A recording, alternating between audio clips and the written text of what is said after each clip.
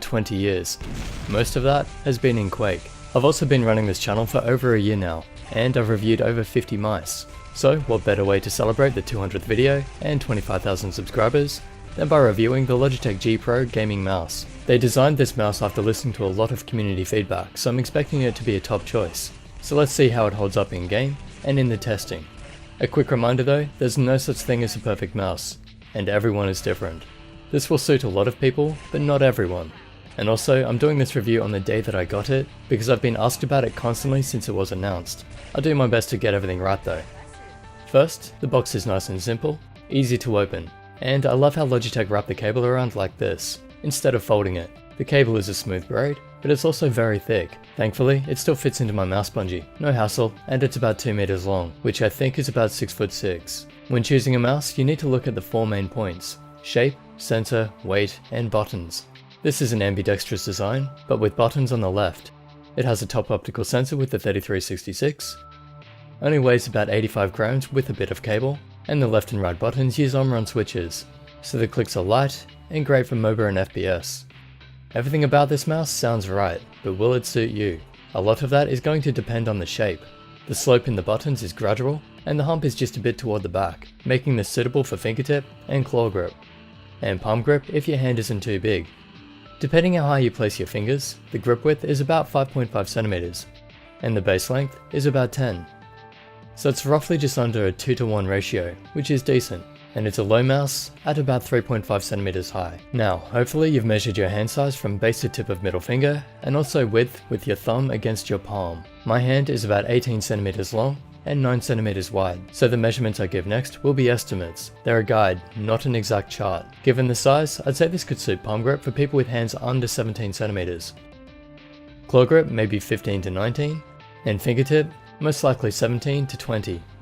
It's a safe shape with no unnecessary angles, so there's plenty of room to place your fingers.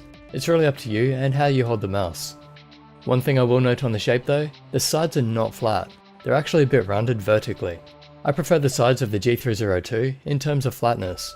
You can see here that they have just a bit of curve going outward toward the top, while the G100S and Pro have similar sides, but they are kind of rounded in the center. I find that the G302 design allows my thumb and fingers to sit better, more naturally. So for me, this isn't the perfect shape.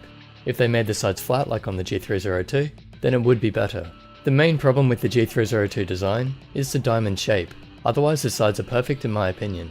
Anyway, this is still a good design, and it is basically the same as the G100S. I'm just more of a fan of the G302. Moving on to the buttons, there are some subtle comfort grooves, and they're separate from the shell. They're louder than expected though, but from what people tell me, they might be good for jitter clicking. Here's a listen to each, with the 2 main buttons compared with the G302.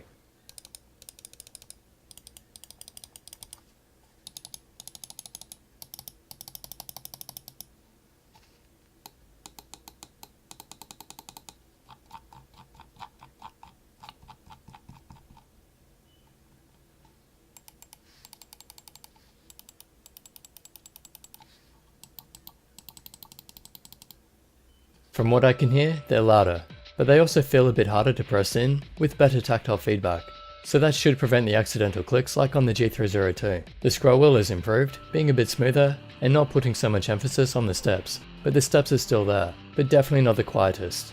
The side buttons feel good, with very little travel, and the DPI button is out of the way and easy to press in. As for click latency, neither test is exact, but when comparing it to the G900, they appear to be about the same. Overall, a good performance from the buttons, and they should be usable in all game types. Now, let's talk about the implementation of the 3366 sensor, starting with some rocket jumps just to make sure it feels right. This is arguably the top optical at the moment, with just the 3989 feeling more responsive. Other than that, everything is most likely better on the 3366, and of course, it can handle rocket jumps, and I can't make it spin out either. As for any delay, I have no real way of testing it, but it feels good to me. And in the test where you hold the mouse on its side and then slam it flat down, the 3366 is the only sensor that seems to be able to cope. So it doesn't spin out, whereas all the others I've tested do spin out. In the sniper test, zooming right in, moving pixel by pixel at first, and this is as smooth as you'd expect. And I tested it at 400, 800, 1600 and 3200 DPI. It's hard to get an exact measurement on acceleration, and it's meant to be impossible to have none, but this seems close to perfect. it hasn't caused me any issues in game. The lift-off distance is about 1 DVD on cloth and hard pad, which is very low. And in the line test, again tested on cloth and hard pad at 1600 dpi, Windows sensitivity 6 out of 11. I see no extra kinks, no skipping, no angle snapping, and no jitter problems. The lift-off movement was well controlled, and no rattle issues. As usual, the 3366 performs extremely well for low and high sensitivity players. Just quickly, subscribing helps me grow the channel, as it gets the attention of big companies like Logitech, and that means I can do more reviews like these, so if you hit that button for me, it's greatly appreciated. For build quality, when tapping it, there's a slight buzz, and when shaking it, a very quiet rattle, which I think is caused by the cable. The material should be durable, as the sides are textured plastic, with the top being similar, but a bit smoother, and the 4 small mouse feet glide smoothly over hard and soft pads. It uses Logitech's usual software, where you can set 5 DPI modes, from 200 all the way to 12,000 in steps of 50. You can reassign the buttons with mouse functions, including media, keystrokes, or set up macros. In lighting, you can turn the lights off, or set it to breathing effect, and assign a color. If you set the effect off, you can just have it as a solid color. And of course color cycling with the rate. Then there's surface tuning for your mouse pads, some analysis options, and in the settings, there's just angle snapping.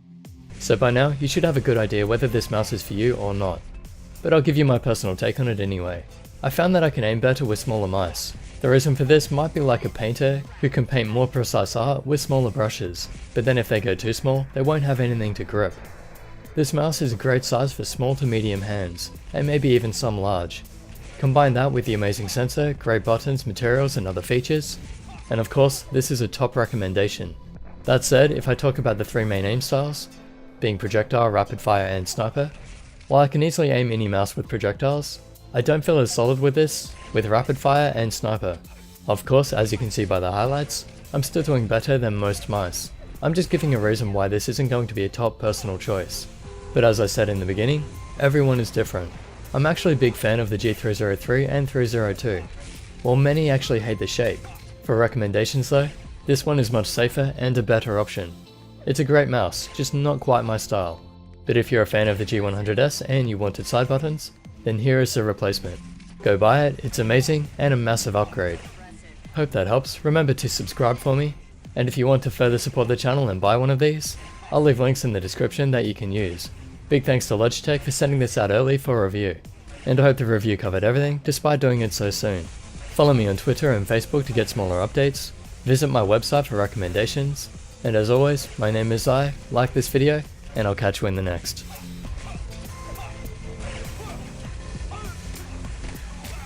Hi, my name is Zai, and I've been playing first-person shooters for about 20 years. Most of that has been in Quake. I've also been running this channel for over a year now, and I've reviewed over 50 mice.